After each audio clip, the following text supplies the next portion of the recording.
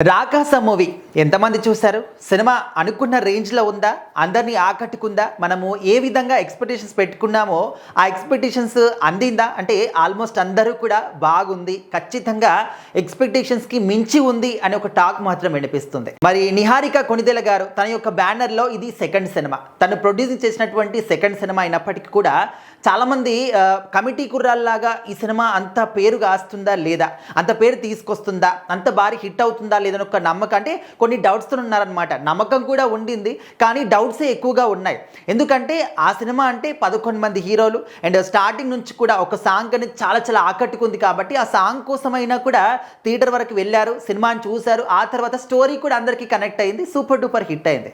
మరి ఇక్కడ ఈ సినిమా చూస్తే, రాకాస సినిమా చూస్తే స్టార్టింగ్ నుంచి కూడా జస్ట్ వాళ్ళు ప్రమోట్ చేసుకుంటున్నారు అండ్ టీజర్ వచ్చింది, గ్లిమ్స్ వచ్చాయి, అంత బాగానే ఉంది. కానీ ఇక్కడ కమిటీ కుర్రాలు సినిమాకి వచ్చినంత బజ్ మాత్రం ఈ సినిమాకి ఎక్కడ కూడా కనిపించలేదు. సో మరి వాళ్ళు మాత్రం ఎక్కడ కూడా వెనకడుగు వేయకుండా ప్రమోషన్స్ మాత్రం ఒక రేంజ్లో చేశారనమాట. అది టీవీ షోసా లేకపోతే యూట్యూబ్ ఛానల్ ఇంటర్వ్యూసా అండ్ హీరోలను వాడి, అంటే ప్రతి ఒక్క ఏ టైప్లో చూసుకున్నా కూడా ప్రమోషన్స్ మాత్రం చాలా గట్టిగా చేశారు. ఆఖరికి రామ్ చరణ్ గారితో పాటు కూడా చిన్న ఇంటర్వ్యూ లాగా ప్లాన్ చేసి అక్కడ కూడా ప్రమోట్ చేశారు సినిమాని.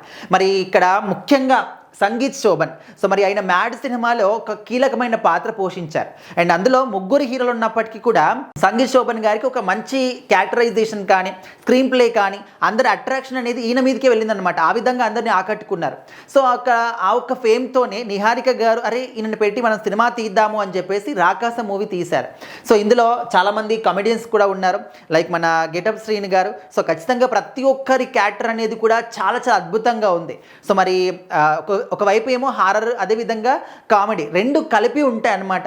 అండ్ ఆద్యాంతం సినిమా చూస్తున్నంతసేపు కూడా ఫుల్గా మనం కడుపుబ్బా కూడా నవ్వుకుంటామని చెప్పేసి చూసిన వాళ్ళు ప్రతి ఒక్కరు కూడా చెప్తున్నారు. సో మరి ఖచ్చితంగా నిహారిక గారు మరొక సూపర్ హిట్ కొట్టేశారనమాట రాకాస మూవీతోని. సో మీరు గనక రాకాస మూవీ చూసి ఉంటే ఖచ్చితంగా మీకు ఎలాంటి ఫీల్ ఇచ్చింది సినిమా అనేది కామెంట్ చేయండి. సో లేకపోతే సినిమా చూసిన తర్వాత అయినా కూడా ఖచ్చితంగా చేయండి. కాకపోతే జెన్యూన్ రివ్యూ ఇవ్వడం అనేది ఖచ్చితంగా అందరూ కూడా చేయాలి. ఈ ప్రజెంట్ జనరేషన్లో చాలామంది కూడా సినిమా అంటే పడకనో లేకపోతే నటించిన వాళ్ళకు ఇష్టం లేని వాళ్ళు అయితే సినిమా చూసినా చూడకుండా బాగున్నా కూడా బాగలేదు అనే విధంగా ప్రచారం చేస్తూ ఉన్నారు.